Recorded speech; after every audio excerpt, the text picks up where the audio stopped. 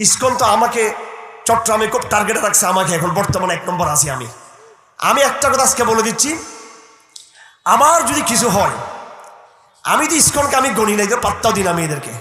ISKCON ফিসকন বাংলাদেশের হিন্দু আওয়ামী লীগের পাত্তা দিই না।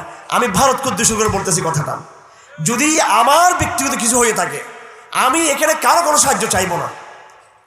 কে কোন ইসলামিক দল, কোন লিডার আমি জানি কে কি করবে না করবে। তবে ভারতকে ধরে বলে দিচ্ছি, আমাদের কিছু হয়ে গেলে, আমার কিছু হলে, তোমার ভারতের তোমার নারী বুড়ি সহ ইনশাল্লাহ আমাদের ভাইরা জায়গা মধ্যে টান দিয়ে ফেলবে ইনশাআল্লাহ।